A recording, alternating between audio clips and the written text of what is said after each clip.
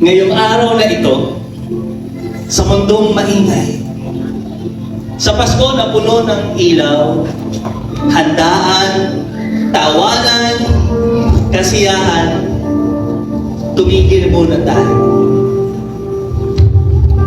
Pag nilay-nilayan natin at alalahanin ang tunay na dahilan ng Pasko. Ang nag-iisang Diyos, naging isang sanggol. Ang hari ng langit, ipinanganak sa isang sabsabang. Kung pag-iisipan po natin mabuti, ang Diyos na makapangyarihan, pinili niyang maging tulad natin. May kahinaan. Ang hari ng langit, pinili niya maging sanggol. Ang walang hanggang Diyos, pumasok sa ating panahon. Kaya ang Pasko ay hindi lamang selebrasyon. Ito ay revelasyon ng pag-ibig ng Diyos sa tao. Ng pag-ibig ng Diyos sa akin, pag-ibig ng Diyos sa iyo. Hindi man natin alam ang araw na eksakto, pero alam natin ang tunay na dahilan ng kanyang pagparito. Pag-ibig na walang hanggan para sa buong mundo. Christmas reminds us that we are loved, even we are broken.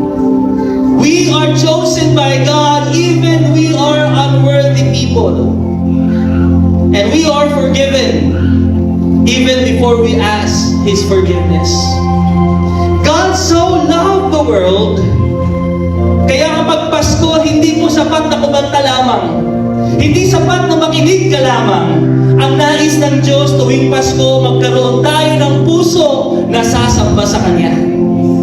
Kaya kung tunay mo naunawaan ang pag-ibig ng Diyos, hindi mo kayang manahimik.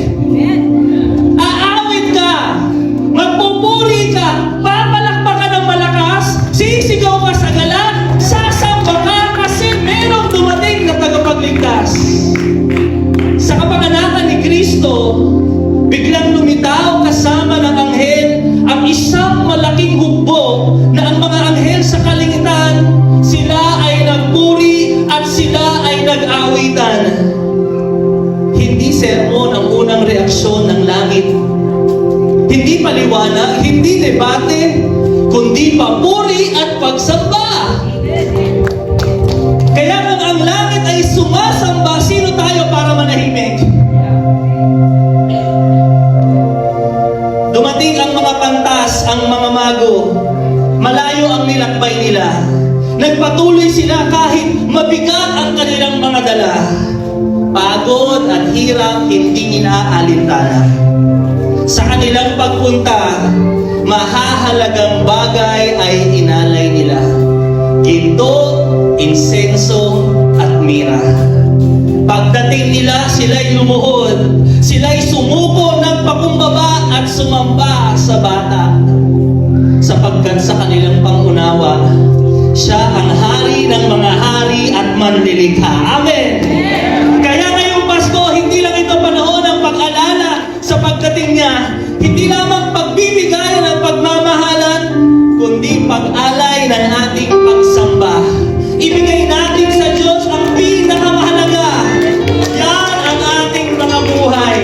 Kaya ngayong Pasko, kapatid, ipinapaalala ko sa iyo, ibalik sa Diyos ang nararapat sa Kanya. Ang Kanyang imahe, ang Kanyang nilikha, ang ating mga buhay. Manumbalik tayo sa Diyos.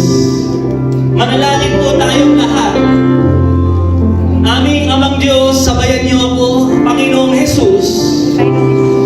Inaalay ko sa iyo ang aking buhay. Panginoon, patawad po, isa akong makasalanan. Pinagsisisihan ko na ang lahat. Binubuksan ko ang puso ko. Inaalay ko sa iyo ang aking buhay.